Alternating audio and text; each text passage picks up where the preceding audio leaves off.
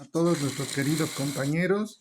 El tema a presentar es factores internos del delito. Somos integrantes de la Universidad Domingo Savio de la carrera semipresencial de Derecho en el módulo de Criminología, gestión 2024. Los alumnos participantes son Pablo Rojas, Marcela Marino Caro, Javier Gómez, Rodolfo Galán, Edgar Laime, Pamela Cabello, Marta Mamani, Óscar Costas y Carlos Terán. Como introducción, podemos decir, en el estudio del crimen y la justicia penal es crucial comprender los factores que contribuyen a la comisión de delitos. Uno de los enfoques principales se centra en los factores internos del delito, que se refieren a las características individuales y psicológicas del delincuente que pueden influir en su comportamiento criminal. Estos factores proporcionan una ventana a la mente del infractor y ayudan a explicar por qué algunas personas se involucran en actividades delictivas mientras que otras no. Uno de los factores internos más estudiados es la personalidad del delincuente. La teoría psicológica ha identificado diversos rasgos de personalidad que pueden aumentar la probabilidad de que alguien cometa un delito, como la falta de empatía, la impulsividad, la búsqueda de sensaciones y la tendencia al riesgo.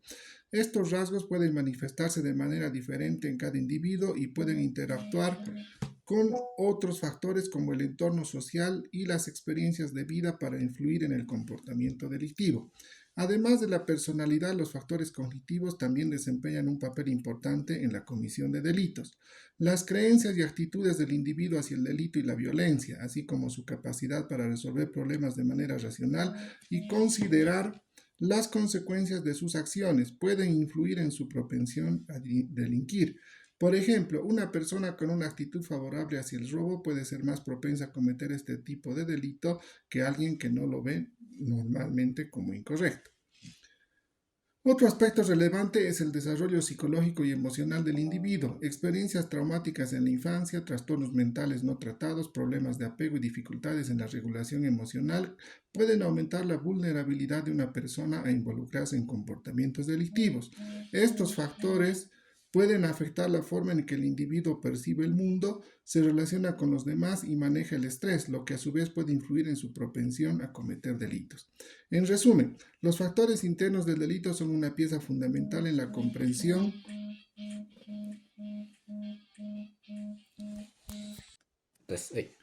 los factores internos del delito son una pieza fundamental en la comprensión de por qué algunas personas se convierten en delincuentes. Al estudiar la interacción entre la personalidad, los procesos cognitivos y el desarrollo emocional, los investigadores y profesionales de la justicia pueden identificar mejor los factores de riesgo y diseñar intervenciones más efectivas para prevenir y abordar el comportamiento delictivo.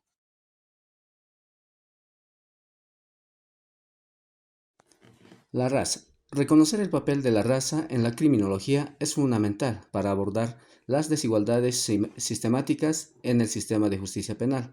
Las políticas y prácticas basadas en la evidencia son necesarias para abordar las disparidades raciales y promover la equidad y la justicia en el sistema legal. El tema de la raza en la actualidad en varios países de América Latina, el indio y el negro constituyen buena parte de la población total. El estudiarlos resulta una necesidad mucho más que puramente teórica. Es indudable que la mayor parte de las diferencias se centran en dos aspectos, tanto biológicos como somáticos. Los aspectos biológicos, como el color de piel, el de los ojos, la forma del cráneo, las texturas del cabello, grosor de los labios, forma de la nariz y etc., toman su origen en factores hereditarios. Los aspectos fisiológicos o somáticos. Los grupos presentan otras de tipo psico y cultural.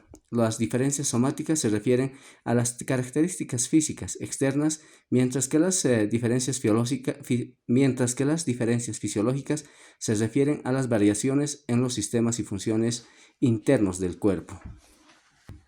Raza y nación. La relación entre raza y nación es compleja y está influenciada por una variedad de factores, incluidos el contexto histórico, cultural y político. La nación implica una cierta uniformidad. Esta proviene también de los factores ambientales y frecuentemente más de estos que de los raciales. la criminalidad del negro. Si bien en Bolivia el negro no es problema, sin embargo, dedicaremos algunos conceptos a exponer la criminalidad de su similar estadounidense, entrelazados así comparendo de situaciones similares. El estudio de la influencia de la raza puede tener en el delito, podemos iniciarlo con el del negro norteamericano, por ser el que ha dado lugar a más completas investigaciones. Mucho menos es lo que se sabe del negro brasileño o de otros lugares donde se presentan segregaciones con los caracteres más o menos agudos. Las razones de la inferioridad negra han sido clasificadas por la TAF de la siguiente manera. Desventajas económicas, que refiere a la economía inferior a la de los blancos. Por otra parte, se incluye a las desventajas familiares, que es la menos estable que la blanca. De igual manera se encuentran las desventajas educativas. Refiere a que se tiene menos oportunidades de alcanzar una buena educación general o especializada. Las desventajas de tratamiento penal, no solo en razón de las discriminaciones ante los tribunales legalmente constituidos, sino también por el hecho de que los negros han sufrido mucho más que los blancos de esa forma de justicia rápida llamada linchamiento. Entre otras desventajas, aquí podemos consignar las discriminaciones ofensivas, de que se les hace objeto en los negocios de los medios de locomoción, en los centros de diversión y recreo, en las prácticas religiosas y hasta los cementerios. La criminalidad en los indígenas bolivianos. Este es uno de los temas de mayor investigación, merece sobre todo debido a que el grupo generalmente llamado indígena forma algo más de la mitad y quizá las 2/3 partes de la población boliviana. En cuanto atañe la explicación de la conducta del indígena boliviano en lo criminal, no se han destacado disposiciones extremas. La esquizofrenia se deriva de dos términos griegos, schizo, que significa dividido o escindido, y pren, que se refiere a mente o alma. Por lo tanto, etimológicamente, esquizofrenia se traduce como mente dividida o alma escindida. Este término fue acuñado por el psiquiatra suizo Eugen Beuler a principios del siglo XX para describir un trastorno mental caracterizado por la fragmentación de la actividad psíquica y la disociación de la realidad. Beuer introdujo este término para reemplazar el anterior, demencia precoz, ya que creía que reflejaba de manera más precisa la naturaleza del trastorno. Aunque el término esquizofrenia se ha utilizado ampliamente desde entonces, es importante destacar que no implica una dualidad literal de la mente, sino más bien una alteración profunda en la percepción y el pensamiento que puede provocar una desconexión de la realidad. Como introducción, podemos decir que la esquizofrenia es un trastorno mental crónico y debilitante. Despierta una curiosidad, desafío y compasión en igual medida. Su complejidad va más allá de los síntomas que exhibe un individuo, abarca dimensiones genéticas, ambientales y sociales. En esta exposición profundizaremos en los intrincados aspectos de la esquizofrenia, desde sus fundamentos neurobiológicos hasta sus implicaciones legales y sociales. Síntomas y tipos. La esquizofrenia se manifiesta a través de una gama diversa de síntomas, incluidos delirios, alucinaciones, pensamiento desorganizado, aplanamiento emocional y falta de motivación. Estos síntomas pueden variar en severidad y duración. Además, la clasificación de la esquizofrenia abarca varios subtipos, cada uno con características únicas que reflejan la complejidad del trastorno. Causas y factores de riesgo. Si bien aún no se comprenden completamente las causas exactas de la esquizofrenia, se ha demostrado que una combinación de factores genéticos, biológicos y ambientales desempeña un papel significativo en su desarrollo. La predisposición genética, la exposición a traumas en la infancia, el uso de drogas psicoactivas y el estrés crónico son solo algunos de los factores de riesgo identificados hasta ahora. En lo que nos concierne, la esquizofrenia paranoide es donde priman las alucinaciones, ilusiones y delirios de la más variada especie, hipocondriacos de grandeza, persecución, místicos, etc.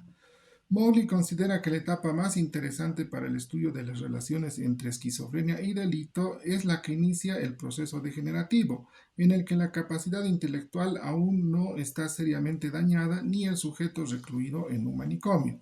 Pero ya se han producido notables cambios en el carácter, accesos de mal humor, disminución de los sentimientos éticos y sociales. Asimismo, alteraciones en la capacidad inhibitoria porque hay disociación entre lo que se percibe, se piensa y se quiere. El paciente es visto simplemente como alguien que comienza a descuidar sus deberes de trabajo, de familia, que parece poco interesado en conservar las formas de las relaciones sociales y que comete actos inmorales aparentemente sin darse cuenta. Al progresar la enfermedad, el sujeto se encierra cada vez más en sí mismo, tiene choques más violentos con la sociedad y da muestras de no saber lo que hace. Agreguemos a ello la creciente disociación mental, el surgimiento de odios inmotivados, los accesos de cólera y se deducirá lo peligroso que es el enfermo.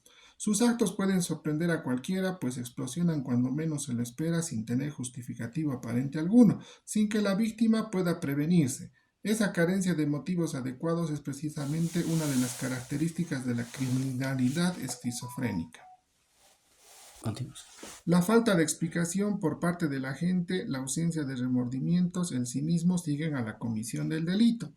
Este puede asumir las más diversas formas, siempre relacionables con el grado de normalidad a que el paciente hubiera llegado.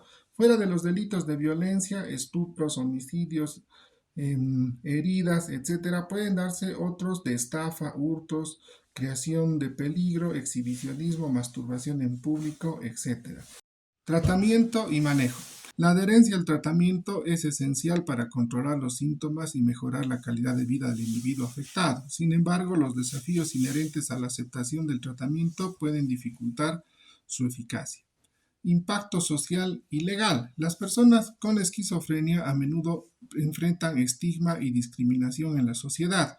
Esta estigmatización puede resultar en barreras para el acceso al empleo, la vivienda y la atención médica adecuada. Desde una perspectiva legal, la esquizofrenia plantea cuestiones importantes relacionadas con la capacidad legal, la responsabilidad penal y los derechos civiles, lo que requiere una consideración cuidadosa por parte de los profesionales del derecho.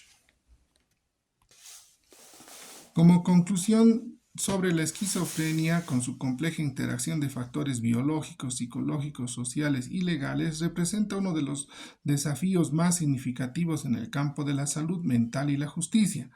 Al continuar avanzando en nuestra comprensión de esta enfermedad y al comprometernos a abordarla con compasión, empatía y conocimiento, podemos mejorar la vida de las personas afectadas por la esquizofrenia y trabajar hacia una sociedad más inclusiva y comprensiva para todos. Etimología de la palabra psicosis. La palabra psicosis proviene del griego antiguo psuke, que significa alma o mente, y sufijo osis, que utiliza para formar nombres de enfermedades o trastornos. Por lo tanto, etimológicamente, psicosis se traduce como enfermedad o trastorno de la mente. Este término se utiliza en psiquiatra para describir un estado mental en el que una persona experimenta una pérdida de contacto con la realidad, lo que puede manifestarse a través de síntomas como alucinaciones, delirios, pensamientos desorganizado, planeamiento efectivo y comportamiento desorganizado. La psicosis puede ser causada por una variedad de factores, incluidas enfermedades mentales como la esquizofrenia, como trastornos del estado de ánimo, trastornos de sueño, intoxicación por sustancias, enfermedades médicas graves o lesiones cerebrales. Es importante destacar que la psicosis puede ser un síntoma de una afección subyacente y no necesariamente una enfermedad en sí misma. Como introducción, la psicosis es un estado mental caracterizado por su pérdida de contacto con la realidad, lo que resulta una alteración significativa en el pensamiento, la percepción y el comportamiento. En esta exposición exploraremos el detalle y los aspectos clínicos, etimológicos, terapéuticos de la psicosis, centrándonos en su relevancia para los estudiantes de medicina.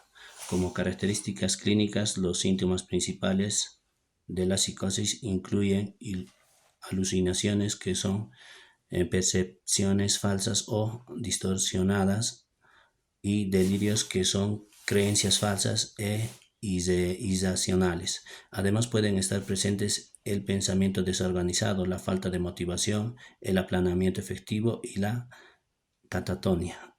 Estos síntomas pueden variar en severidad y duración y pueden causar el deterioro significativo en el funcionamiento diario del individuo.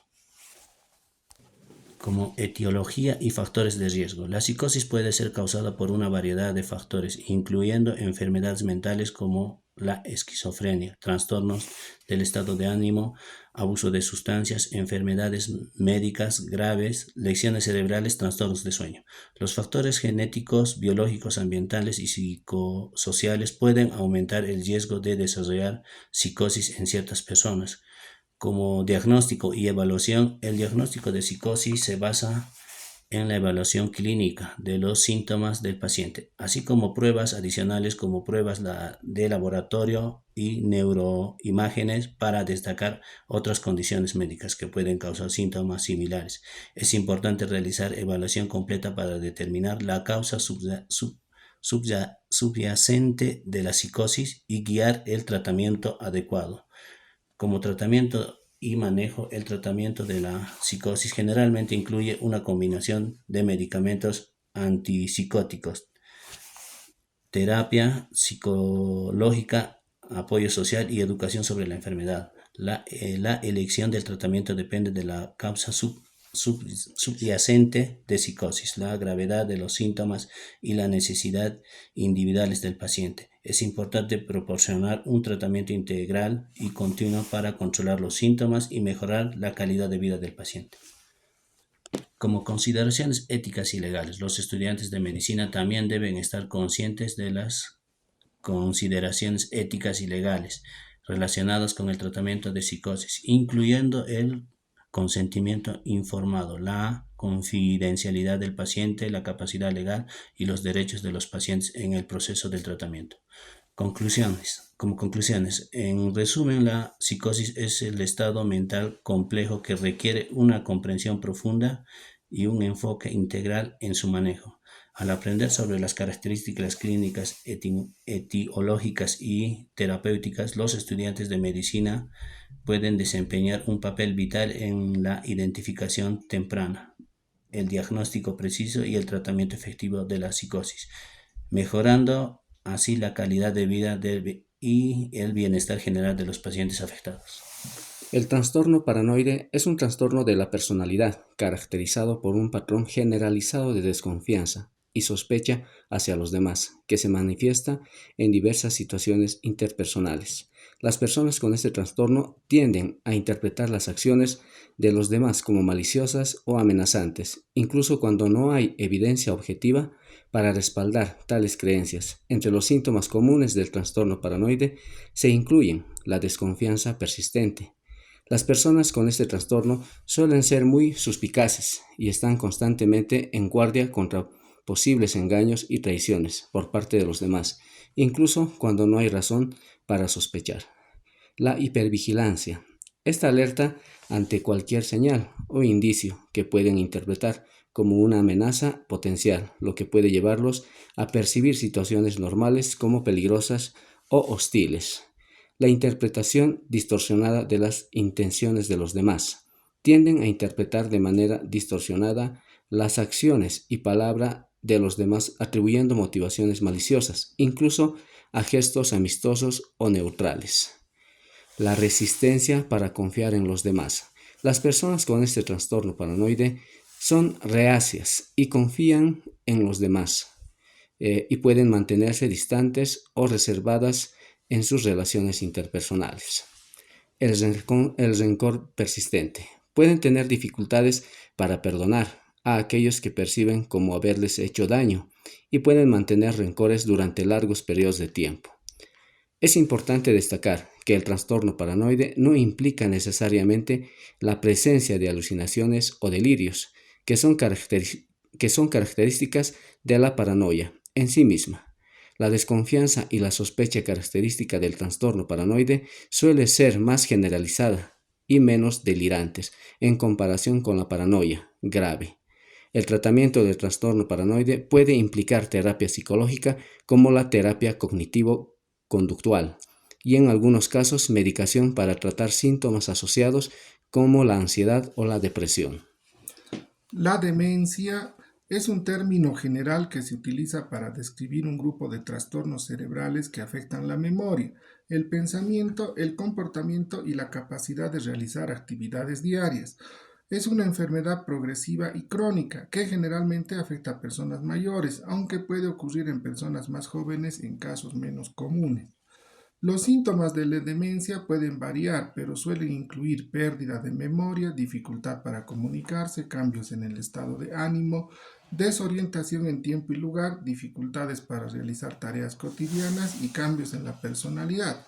Estos síntomas pueden interferir significativamente en la capacidad de la persona para funcionar de manera independiente. Existen diversos tipos de demencia, siendo la enfermedad de Alzheimer la forma más común. Otros tipos incluyen la demencia vascular, la demencia con cuerpos de Lewy y la enfermedad de Parkinson con demencia, entre otros. Cada tipo de demencia tiene sus propias características distintivas y puede progresar de manera diferente. No existe cura para la demencia, pero hay tratamientos disponibles para ayudar a controlar los síntomas y mejorar la calidad de vida de los pacientes. Estos tratamientos pueden incluir medicamentos para ayudar y controlar los síntomas, terapia ocupacional y terapia cognitiva, así como apoyo y cuidados adecuados para el paciente y sus cuidadores. Es importante destacar que la demencia no es una parte normal del envejecimiento y debe ser evaluada y tratada por profesionales de la salud. Si alguien sospecha que ellos mismos o un ser querido pueda estar experimentando síntomas de demencia, es fundamental buscar atención médica y obtener un diagnóstico y un plan de tratamiento adecuados. Los síntomas de la demencia pueden variar según el tipo específico de demencia y la etapa de la enfermedad, pero generalmente incluyen los siguientes. 1. Pérdida de memoria. Uno de los síntomas más comunes de la demencia es la pérdida de memoria, especialmente en lo que respecta a eventos recientes.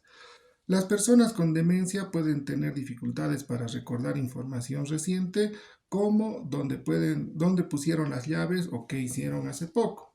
Dificultades de comunicación. Los problemas de lenguaje y comunicación pueden ser un síntoma temprano de demencia. Esto puede manifestarse como dificultades para encontrar palabras adecuadas, dificultades para seguir una conversación o repetir las mismas preguntas o historias una y otra vez. Hay desorientación en tiempo y lugar. Las personas con demencia pueden tener dificultades para comprender dónde están o qué hora es. Pueden perderse fácilmente, incluso en lugares familiares, y tener dificultades para recordar fechas importantes o eventos. Hay dificultades para realizar tareas cotidianas. La demencia puede afectar la capacidad de una persona para realizar tareas cotidianas como cocinar, manejar el dinero, vestirse o mantener la higiene personal. Pueden tener dificultades para seguir instrucciones o completar tareas que antes realizaban con facilidad. Cambios en el comportamiento y la personalidad. Estos cambios son comunes en personas con demencia y esto puede manifestarse como irritabilidad, agitación, apatía, depresión, ansiedad o comportamientos inapropiados. Hay problemas de juicio y de toma de decisiones. Puede afectar la capacidad de una persona para tomar decisiones informadas y racionales. Pueden tener dificultades para evaluar situaciones, tomar decisiones sobre su cuidado o manejar sus finanzas de manera adecuada. Hay pérdida de habilidades motoras. Las personas pueden experimentar una pérdida gradual de habilidades motoras, lo que dificulta la realización de actividades físicas básicas como caminar, comer o controlar la vejiga y el intestino. Es importante tener en cuenta que los síntomas de la demencia pueden variar de una persona a otra y pueden progresar con el tiempo. Si se observan estos síntomas en uno mismo o en un ser querido, es importante buscar atención médica para obtener un diagnóstico preciso y un plan de tratamiento adecuado. La demencia puede tener varias implicaciones en el campo de la criminología, aunque es importante destacar que no todas las personas con demencia tienen comportamientos criminales ni todos los criminales tienen demencia.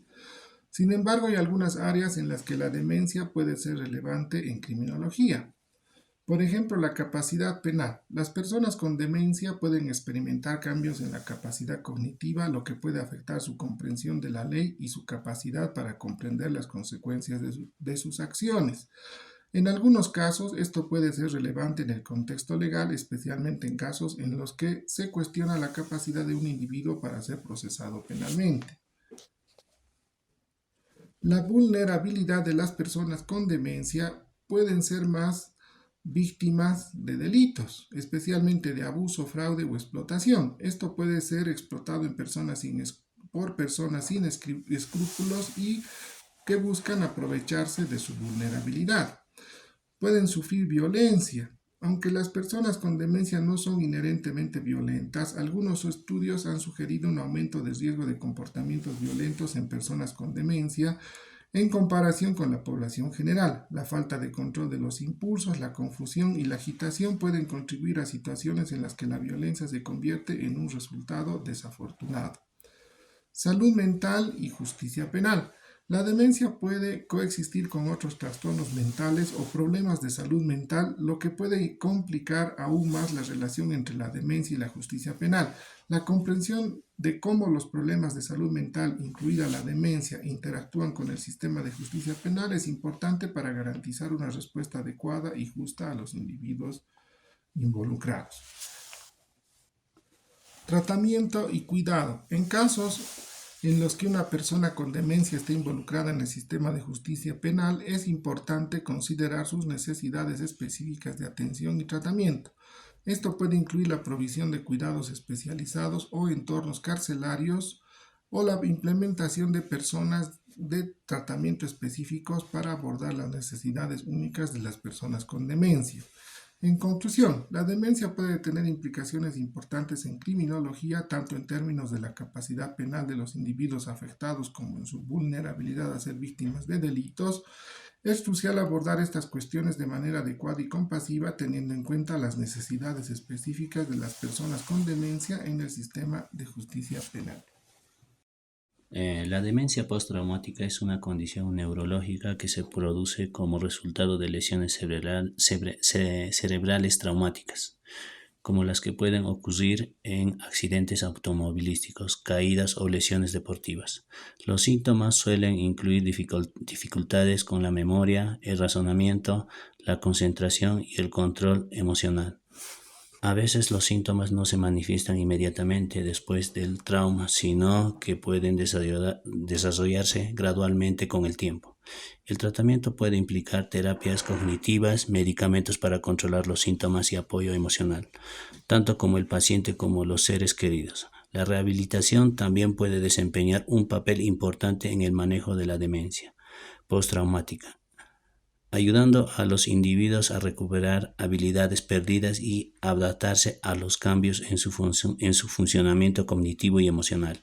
Es fundamental buscar atención médica adecuada y seguir el plan de tratamiento recomendado para optimizar la calidad de vida y el bienestar general del paciente. La demencia alcohólica, también conocida como síndrome de Wernicke-Korsakoff o demencia relacionada con el alcohol, es un trastorno neurológico grave causado por el consumo crónico y excesivo del alcohol. Este trastorno se desarrolla debido a la deficiencia de tiamina, vitamina B1, que es común entre las personas que abusan del alcohol y tienen una mala nutrición. Los síntomas de la demencia alcohólica pueden variar según la etapa de la enfermedad y la gravedad del daño cerebral. Algunos de los síntomas comunes incluyen los problemas de memoria, dificultades para recordar eventos recientes o información nueva, confusión, estado mental alterado que dificulta la comprensión del entorno y la toma de decisiones, la desorientación, pérdida de la noción del tiempo, lugar o persona, el deterioro del juicio, dificultad para tomar decisiones adecuadas y evaluar las consecuencias de las acciones, cambios en la personalidad, que son alteraciones en el comportamiento como irritabilidad, apatía o agresividad, problemas de lenguaje, la dificultad para encontrar las palabras adecuadas o expresarse con claridad. La confabulación, inventar historias o detalles para llenar algunas en la memoria. Inventar historias o detalles para llenar lagunas en la memoria. Problemas de coordinación motora, que son dificultades para caminar o moverse con fluidez. Los cambios en el estado de ánimo. Alternancia entre periodos de euforia y depresión. Las alucinaciones. Percepciones sensoriales falsas, como ver o escuchar cosas que no están presentes. Es importante tener en cuenta que estos síntomas pueden empeorar con el tiempo si no se trata la demencia alcohólica. La detección temprana y la intervención médica adecuada son fundamentales para ralentizar la progresión de la enfermedad y mejorar la calidad de vida del paciente. La relación entre la demencia alcohólica y la criminalidad pueden ser complejas y multifacética. El consumo crónico y excesivo del alcohol puede contribuir al comportamiento delictivo debido a la desinhibición, la pérdida de juicio y la alteración del pensamiento que pueden experimentar las personas afectadas. Esto puede llevar a acciones impulsivas, agresivas o ilegales que pueden resultar en conflictos con la ley. Además, la demencia alcohólica puede causar deterioro cognitivo, confusión y desorientación, lo que puede aumentar la probabilidad de comportamientos que infrinjan la ley debido a la incapacidad de comprender y obedecer las normas sociales y legales. Por otro lado, algunos individuos con demencia alcohólica pueden ser víctimas de la delincuencia, especialmente si son vulnerables debido a su deterioro cognitivo y capacidad reducida para protegerse a sí mismos. En cualquier caso, es importante abordar tanto el trastorno de consumo de alcohol como los problemas de comportamiento delictivo de manera integral, con la participación de profesionales de salud mental, trabajadores sociales y el sistema legal, para proporcionar tratamiento, apoyo y, cuando sea necesario, intervención legal. La prevención, la detección temprana y el tratamiento adecuado de la demencia alcohólica pueden ayudar a reducir los riesgos asociados con la criminalidad.